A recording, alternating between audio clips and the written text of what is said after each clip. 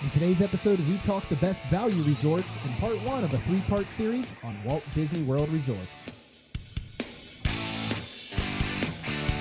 I only hope that we never lose sight of one thing, that it was all started by a mouse. You are listening to the Main Street Magic Podcast with your hosts, Jeremy Stein and John Marone. Hello and welcome to another episode of Main Street Magic. I'm your host, Jeremy Stein, and joined as always by my friend and co-host, John Marone. Good afternoon. This is part one of a three-part series where we talk the Walt Disney World Resorts. In today's episode, we'll get budget conscious and talk about the best spot to stay when booking a value resort. Please check us out on the web at mainstmagic.com, as well as like us on Facebook and follow us on Twitter at mainstmagic. So, John, we are going to, this will kick off a three-part series on resorts. There's three different levels of resorts, depending on price. Location will often come into factor. So today we're going to talk the value resorts, and I think what we'll talk about can go for anyone who might be staying from a week. Maybe it's just a short weekend. It could be your first trip. It could be, you go down every month like we do. But we just want to go ahead and give some insight on, first, a little bit more about value resorts, why you pick a certain resort, and then we'll actually talk about what our favorite is at this level. So if you want to start with resorts, and when you're looking at picking one, what do you look at the most, or what do you look at first when deciding where you want to stay down at Disney? Okay, so let's talk about the value resorts. So we're talking about all-star movies, music, sports, Pop Century, the campsites at Fort Wilderness, and then Art of Animation, though not sure how that falls into value for that whole resort, because a family suite at $300 to $500 a night, probably not value. Correct. So a lot goes into it when picking a resort, and you mentioned price, you mentioned availability. The other thing is I travel a lot, so I have I'm top tier with Hilton and Marriott as well. So I am not one that has to stay on property. I will stay on property, again, to use DVC, or maybe the price is right, where I said I could get All-Star and it's 1 or 2 nights and it's $75 a night. It's easy because you definitely are paying a premium for the Disney resorts. And when you start talking now about the value and you start looking at value, you're looking at maybe 2 full-size beds or 1 king-size bed. Yeah. Sleeps 4, most rooms. So if you have a bigger family, you're either taking multiple rooms or you're looking for someplace else to stay. Number one, most of the rooms when you go to the value now, I believe all of them, right? There are some in Art of Animation that have a hallway, but otherwise they're all rooms that the doors open to the outside. Typical a of motel setup. Yeah, typical to a motel setup. And some of them have aged, and right now they're at least in the process of upgrading some of the rooms to that. It's almost a cruise boat style, where they're giving a lot more storage under the bed and trying to make the rooms seem larger than what they are. So, those all go into it. I look at it in that I drive, right? We drive to Disney, so I always have a car. Yeah. I don't have a problem driving to the parks and parking. Magic Kingdom's the only one that's difficult, just because you drive the ticket and transportation, and then you're either taking a monorail or a ferry boat. It's a long trip. Yeah. Or you're up against taking the bus from value resorts. Yep. So there's not really any other transportation to choose from there. So it could be, I tend not to be as positive on the bus service. We're a family of 4. And if it gets crowded, do I want the kids standing? And there tends to be a lot of think of a subway, and very few people are going to stand up in a populated city and give you the seat because you have a child and it's 11:30 at night and you're struggling to stand. Yep. While they're asleep in your arms. Yeah, and the person is just kicked back, relaxed. One of the most fit people you've ever seen, but they're not getting up. Yeah. So We've lived it's through that. Yeah. So it's it can be difficult. So transportation to me comes into it a lot. It's easy to park at any of the parks except for Magic Kingdom. So price is another thing. Peak season at some of those resorts are interesting. We'll talk about when we pick my favorite here, just the different level of prices between off season to peak season. It's more than double the price. So time of year plays into it as well. Very much so, yeah.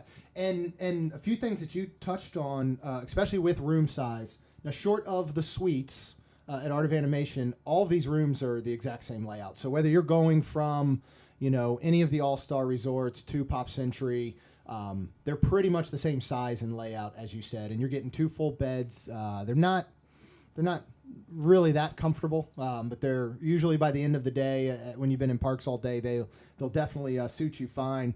Some of the other things I think that may interest in general picking a hotel is the theming, and if that's important to you.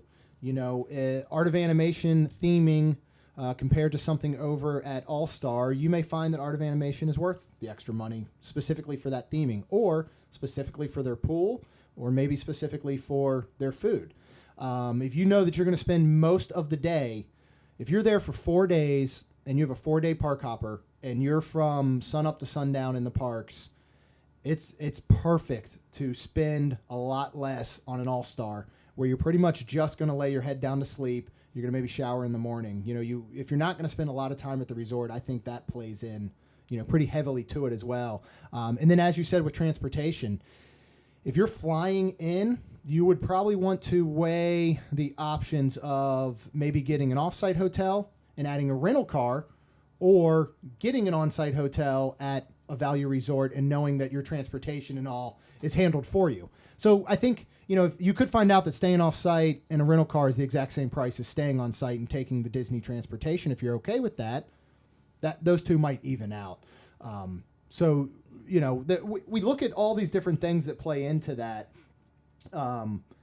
And so if we talk about which is our favorite, or if there's one that you particularly want to stay at, again, are you picking a value resort based on most of these? I know when the recent trip, you easily added the All-Star, to that Thursday night that we decided to head down. Is there ever a time that you just think we want to stay at a value resort, or do you always take all of these things into and factor them in when you're picking? Yeah, I think we always factor them all in. I don't think there's ever a time where I say I'm just going to choose a value. Yeah. If I get to the point where I say, well, it's money and I'm just going to choose a value, then I'll pick an off-site property. Yeah. Right. And so, when I look at the price and you look at some availability, the Hilton Bonnet Creek is on property, but it's not a Disney hotel, with a lazy river, rooms that are 2 queen-size beds that overlook, Hollywood Studios and Epcot. So, that's a place that's easy to go to. Hilton just took over the Buena Vista Palace Resort, remodeled the whole thing, and with their pool area have now added a lazy river, a new outside bar and grill, and you're right across the street from Disney Springs, so you can just walk right across the street to that. So, some of these off-site ones could actually be pretty convenient to where you're going, plus they have their own bus transportation as well. Might not be the best, but we've never said Disney's bus service was the best. Right, exactly. Yeah. So, I'll sometimes just take it quick, easy. Where's it fall in the price range and what's available? Yeah. And then I'll go down my list of what value resorts I want to pay attention to first, right? All-Stars are not going to be the first ones I look at value. So for the one that I look at most, or my favorite on the value, it's actually Pop Century. And it might be I could say Art of Animation. I just think Art of Animation has such a higher price point that, to me, it's a moderate. It's not a value. And when I look at the price, you're not finding those prices there. So let me give you some stuff on Pop Century. 2,880 rooms, so it's a large resort. The rooms are themed, or the buildings are themed based upon the decades. So they start from 1950 and they go up to 1990. 2000 and on was actually supposed to be across the way, which is Art of Animation, that never got built. They actually even talked about that being like 1910 to 1940. That never happened. So there's Pop Century there. You have your 2 doubles or a king, max 4 people per room. You're looking at $95 to $186 a night. The $186 is obviously peak season. And you also have standard or preferred room, which has to do with your view. Preferred rooms, you're going to add $15 on to those prices, depending upon it. The main check-in building's called Classic Hall. That's where your food court's going to be, the arcade, the check-in, the gift shop. But now with online check-in, the last few times I've never really set foot at the check-in counter to talk to anybody. Right? So you do the online check-in. I have my band. They text me when the room's ready. I go right to the room. I never see anybody. On the morning of checkout, I have an email with my receipt, and I'm done. I just leave whenever. So I don't know how important the check-in area is anymore. Their food court is everything pop, which it's regular food court, right? You have your breakfast, lunch, dinner, your pizza. Their choices vary from time to time. So it could be decent, and there's been times I've been there and you look at the choice and you're like, I could do without it. But your transportation for the resort, bus or your individual car. And the other thing that we haven't started talking about yet is you can Uber on Disney property, which isn't that expensive, but Uber cannot take you to the main entrance of the Magic Kingdom. Now, it can take you to the Contemporary, and you could walk across the street. Yeah.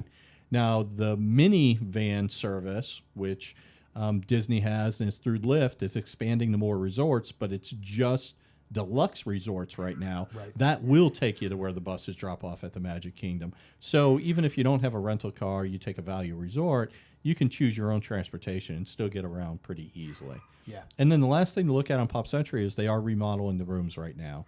So the 90s are the first building that they've worked on, and I like the way they look, right? Yeah. The fall wood floors, the beds are a little bit cleaner and brighter. No difference in the size of the room. I'd have to look up, but you're not looking at a giant room. Right. Mini fridge, small TV, your 1 or 2 beds, and the bathroom has a toilet and a tub shower combo in the one, and then there's a sink, and on most of them you can just pull a little curtain to hide yourself if you're standing at the sink. Yeah. So a little privacy. Yeah. Difficult to get more than one person ready at a time. Yes, but very. Again, it's a very basic room. If I likened it to any other rooms, if you're a Marriott person, you would think Fairfield Inn. Uh-huh. If you're a Hilton person, you would probably think, Hampton Inn to me is probably a little bit bigger. So I'd probably think these rooms maybe just a step down from Hampton Inn. Yeah. So, but Pop Century would be the one that I go to, and that's only because mentally I don't consider Art of Animation to be a value. Yeah, and that'll kind of tee up perfectly, which I'm going to select. But Pop Century is one of our favorite resorts in all of Disney, and most of that. And this is one thing we didn't talk about earlier. We have so many memories at Pop Century. A lot of it is due to the pricing, the availability. We would stay there very often. We have stayed there more than anywhere else in the past 2 years. So we've made so many memories there that it has sort of a nostalgia already for us. And it's a reason that we love going there. We're staying there this weekend. I did put in room requests for one of the for building 9 with upgraded rooms, so it'll be interesting to see if we get that and see what they look like. And then one other thing I do want to touch on before I get to my resort is at the All-Stars, because we keep talking about transportation. The All-Stars, and I think it's all dependent on how many people there are, how many buses are out. A lot of times, because All-Stars are 1, 2, 3 all in a row, the same bus will go through all 3. So if you're at the beginning, you could be stopping at 2 more resorts after you've been picked up and you're on your way to the park. If you're at the end, then you could be stopping at 2 resorts prior to getting back to your actual hotel and to the main area. So it's something else to think about as far as that transportation goes. Another thing I think is great about Pop Century is the proximity to Art of Animation and the ability to walk right across the bridge and go to the quick service there, which I've said before is probably one of my favorite quick services that I've had in any of the resorts down at Disney. So I picked Art of Animation as my favorite only because it is considered a value resort. But you're 100% right that the pricing there, which I think can range from, on the low end, it says, $140, but that's going to be in the absolute lowest season, and that may even be with some discounted rates, all the way up to $570 a night if you're getting some of those suites. So I'm going to pivot slightly and talk about Fort Wilderness, because now Fort Wilderness is catered to a certain type of family or certain type of people. One, you either have to be okay sleeping in a tent and enjoying camping, or own a camper. Now, we happen to own a pop-up camper, so we go to Fort Wilderness maybe once or twice a year. But if you fall under that realm, and we have tent camped at Fort Wilderness in July. I would not recommend that. But in the cooler months, it can be something very enjoyable for a family, especially when you have younger kids. That get a lot more joy out of kind of being outdoors. We camp a lot, and we've camped all over, the Southeast, Florida, Georgia, and Fort Wilderness is way beyond what people would consider a campground. You have paved roads. You have most all of the sites, unless you get in what they consider primitive, are either paved or have hard gravel. They all have picnic tables. They all have grills. You have access to some of the cleanest bathrooms I've ever seen anywhere. And again, your entire walk from your campground to that bathroom is on a path, either asphalt or a sidewalk. So you're not walking through the woods. They have activities. There is a beach area. You can rent boats. You go out and fish from. You can see the water parade, the electric water parade every night.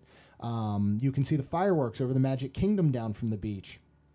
On-site restaurant, they have Crockett's Tavern, which is a bar, and then Trails End, which is the buffet sit-down restaurant. Both outstanding. They have Mickey's Backyard Barbecue, which is a show that you can go pay and watch, as well as the Hoop-de-Doo Review. So there's so much to do there. Rent horses, carriage rides. We've gone down before we had passes and stayed for 3 nights and never gone into a park. And we've enjoyed just being, because you still get the Disney feel. When you pull up into check-in up front with your camper, or if you've got the tent in the back, you're on Disney property. Down to the fact that the bathrooms are controlled still by your Magic Band. So only people that are staying on property during certain hours are able to get into the bathroom. Pools are great, and they have several of them there. So I think if it fits the type of family you are, or you have an opportunity to go there, Fort Wilderness is a really enjoyable experience. And we have stayed on the low end for maybe $60, $70 a night, which again, for budget-wise, is as cheap as you're going to get anywhere. Now, the only downside to their pricing is they don't have discounts. When you have Florida discounts, when you have fall discounts, when you have annual pass holder discounts, they'd never discount because their prices are already so low. But I think, overall, as we continue to talk about value resorts and the things and the reasons that you might pick one, any of them can be a really good option based on your family, especially if this is a longer trip and you're looking at your total budget and price per night. If you're going down for 2 nights, moderate or deluxe might be the way to go. But if for that exact same budget for a room stay only, that you could stretch out 5, 6, 7 nights, I think it makes sense to look at a value. So what other thoughts do you have on value resorts, or is there anything else that you would recommend people really look for when booking at a value resort? So the other thing on Fort Wilderness is you could also, it's a big property. Yes. You can rent golf carts to make your ease of getting around. Which I would highly recommend, because we have done that in the past for a long weekend. And because it is so spread out, like you have to take a bus to get to the restaurant or to the beach. So if you can rent a golf cart, that is a great point. The other thing I was looking at, and I haven't done this yet, but you're saying, $80 for the campsite. You can get that, pay it, and then there's another number of companies who you could actually rent RVs or that from. Yeah. Who will take that reservation, go and set you up. So let's say that you're a little bit bigger party and you want to get an RV that sleeps 12 and get, 2 different families to split that price, and you guys are all in there where you said, I have the grill, I have a fridge in the RV, I have all these different things that might not, budget-wise, cost-wise, might not be that bad. Right. So a number of different companies do that, and that's something I think I'd like to do once, just to, have that. Because one thing that Michelle's not going to sleep in the tent in the summer. Yeah, I can't blame her. She's not going to sleep in the tent in December. Yeah. Though temperature-wise, I'm not sure there's a difference. So I think having that with the air conditioning, the TV in there, everything, but yet having all the amenities of Fort Wilderness would be something interesting. So I'll put that on my list of something that I want to do here. Yeah, and again, it is a different experience. And I said before, if you're spending wake up to the time you go to sleep in a park, don't stay at Fort Wilderness. It's not going to be worth it. You're not going to get the enjoyment out of it. But if you are down there for 4 or 5 days, and maybe you only have 2 or 3 days that you plan on doing parks, you have that opportunity to sit out and enjoy kind of that camping life. And, we've done primitive camping. We did it for a long time, even with Kaylin up until she was about 2 years old. We were in a tent. We had fans that, we tried to get in and run electric, and we technically roughed it. Now there's nothing better than sitting out there, and it gets a little bit warm in the afternoon, but you can either go take a dip in the pool, or you can go into air conditioning and sleep comfortably that night and then get up the next morning. Something else I'm pretty sure that Disney does there, I've never seen a mosquito. So I don't know if they just pay them off or if they're constantly spraying and keeping them out of there, but it's not camping in a sense of, just, bugs flying around and wildlife, interrupting you. But the year we went and did the golf cart, we drove the golf cart at night and saw deer. We saw, all these different animals that were in the woods, and it was such a cool experience. But we'll go ahead and wrap up this show. I'm excited really next to talk about moderate resorts, because I think for me, that's where I truly fit in when booking at Disney. So I think that one will be a lot of fun for us to talk about next episode. So as always, thank you so much for listening. John, thank you for being here. Make sure you check us out on mainstmagic.com. Check us out on social media on Facebook as well as Twitter at mainstmagic. And if you get a chance, go out to iTunes, leave us a rating and review, and of course, make sure you subscribe. That's all for now. We'll see you real soon.